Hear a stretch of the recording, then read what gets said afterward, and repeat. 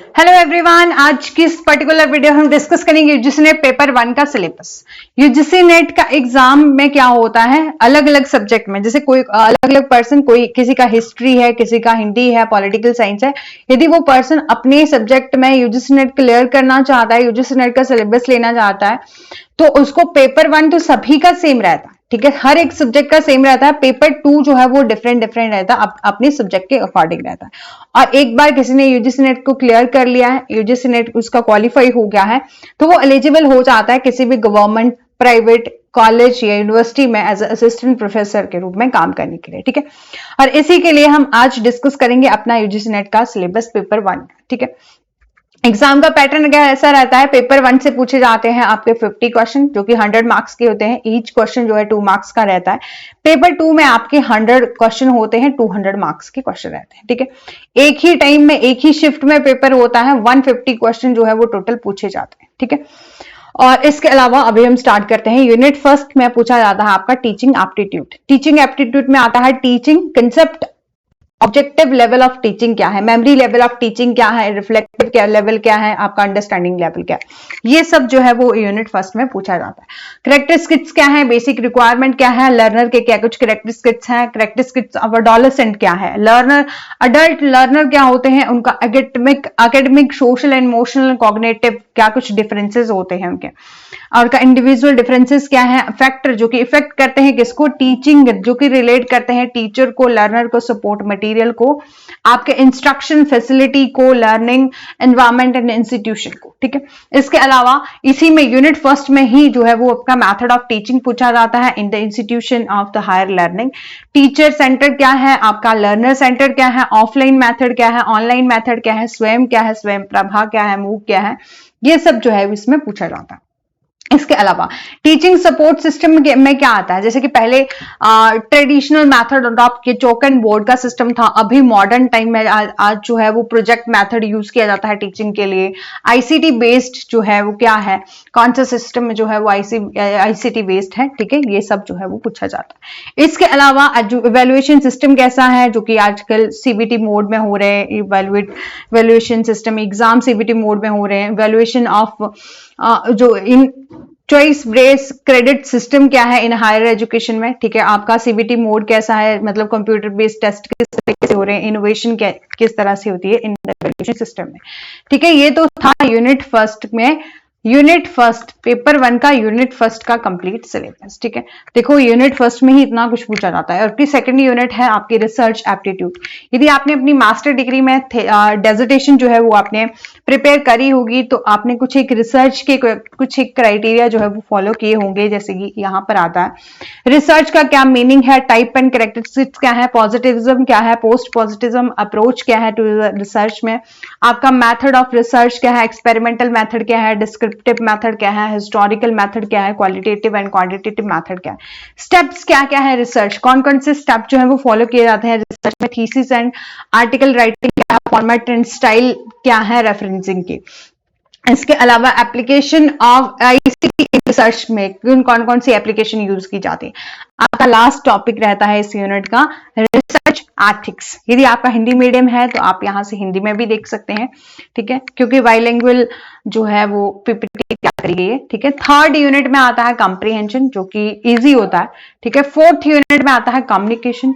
Communication में आता है meaning, types and characteristics of communications, ठीक है, कि संचार का अर्थ क्या है, प्रकार क्या है, विशेषताएं क्या है, इफेक्टिव कम्युनिकेशन क्या है, verbal communication, non verbal, interculture and group communication क्या है, क्लासरूम कम्युनिकेशन क्या है, barrier to the effective communication क्या है, मतलब हम किस किस तरह से अपनी कम्युनिकेशन को इफेक्टिव बना सकते हैं, और इसके अलावा क्या कुछ बैरियर्स हैं इफेक्टिव कम्युनिकेशन। आपका मास मीडिया एंड सोसाइटी क्या है, ठीक है, ये हम अब पढ़ते हैं अपनी फोर्थ यूनिट। फिफ्थ यूनिट है आपकी मैथ से रिलेटेड। मैथ जो है वो आपका इजी रहता है, लेकिन होता क्या है जनरली स्टूडेंट्स के साथ, क्योंकि अपने स्कूल के दौरान या उसके बाद उन्होंने मैथ को टच भी नहीं किया होता है, ठीक है। और इसलिए थोड़ा सा टेक्निकल इसलिए हो जाता है क्योंकि बहुत टाइम के बाद मैथ पढ़ना, थोड़ा सा दोबारा से सब कुछ प्रिपेयर करना थोड़ा सा मुश्किल होता है, बट कोई बात नहीं, नॉर्मल से, जैसे टाइप ऑफ रीजनिंग क्या है आपका, नंबर सीरीज क्या है, लेटर सीरीज क्या है, कोड क्या है आपका, relationship, mathematical aptitude, fraction, time, distance, ratio, proportion, percentage, profit and loss, interest and discounting and आपका एवरेज, ये सब आपका पूछा जाता है अपनी मैथ की यूनिट में से। ठीक है, यूनिट 5 जो है ये रहती है। यूनिट 6 जो है वो आपकी थोड़ी सी टेक्निकल होती है, लॉजिकल रीजनिंग। ठीक है, काफी ज्यादा लंबी यूनिट है ये। ठीक है, understanding and the structure of argument क्या है, argument form, structure of categorical preposition क्या है, मोड्स एंड फिगर क्या है, फॉर्मल इनफॉर्मल, फैलेसी क्या है, यूज ऑफ लैंग्वेज आपका किस किस तरह से यूज होती है लैंग्वेज। ठीक है, डोनेशन ऑफ अ टर्म है आपका, क्लासिकल स्क्वायर ऑफ ऑपोजिशन है, evaluating and distinguishing deductive and inductive reasoning क्या है, एनालॉजी क्या है, वेन डायग्राम क्या होती है, simple and multiple use of establishing the validity of the argument. ठीक है, तो ये सब सिलेबस पूछा जाता है। इसके अलावा इसी यूनिट में अपना एक अलग से टॉपिक पूछा जाता है, आपका मेन टॉपिक रहता है इंडियन लॉजिक का, जिसमें मीन्स ऑफ नॉलेज होता है, प्रमाणा क्या है आपका, एंशिएंट टाइम में इंडियन लॉजिकल का क्या सिस्टम था, वो सब यहाँ पर हमें देखने को मिलता है कि हमें पढ़ना पड़ेगा। प्रमाणा क्या है, परसेप्शन, अनुमाना क्या है, उपमाना क्या है, शब्द क्या है, अर्थपट्टी क्या है, अनुपलब्धि क्या है आपका, स्ट्रक्चर एंड काइंड ऑफ अनुमाना क्या है, व्याप्ति क्या है आपका, हेतवाभास क्या है।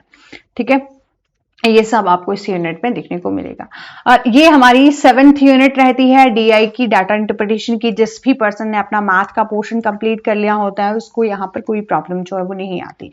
स्क्योर पूछा जाता है, sorry, sources and acquisition and classification of data क्या है आपका, जैसे कि पार्ट आपका bar chart, histogram, pie chart, table chart, इससे रिलेटेड जो है क्वेश्चन देखने को मिलते हैं। ठीक है, थोड़ा सा टाइम कंज्यूमिंग होता है डाटा इंटरप्रिटेशन, लेकिन ये सब आएगा आपको प्रैक्टिस प्रैक्टिस प्रैक्टिस, बहुत ज्यादा प्रैक्टिस करनी पड़ेगी मैथ की, डीआई की, तभी ये जो है वो आपकी यूनिट्स जो है वो प्रिपेयर हो पाएंगी। ठीक है, इसमें डाटा एंड गवर्नेंस भी आपको देखने को मिलेगा अलग से टॉपिक। इसके अलावा हमारी 8th यूनिट रहती है इंफॉर्मेशन, आईसीटी से, इंफॉर्मेशन एंड कम्युनिकेशन टेक्नोलॉजी में आपको जनरल एब्रिविएशन, टर्मिनोलॉजी क्या है, बेसिस ऑफ इंटरनेट क्या है, इंटरनेट क्या है, ईमेल क्या है, ऑडियो वीडियो कॉन्फ्रेंसेस क्या है, digital initiative in higher education क्या है, आईसीटी एंड गवर्नेंस क्या है।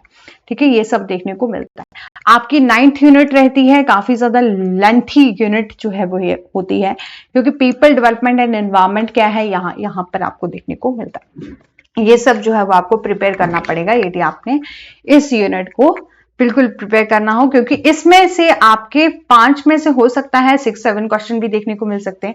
ऐसा तो नॉर्मल ऐसा क्राइटेरिया होता है कि एक यूनिट में से 5 क्वेश्चन देखने को मिलते हैं, लेकिन कई बार जो है टीचिंग एप्टीट्यूड से 3 क्वेश्चन भी पूछे जा सकते हैं, 2 क्वेश्चन भी पूछे जा सकते हैं, कम्युनिकेशन से 2-3 क्वेश्चन पूछे जा सकते हैं, और इसमें से हो सकता है 5 से ज्यादा भी पूछ लिए जाए, है ना।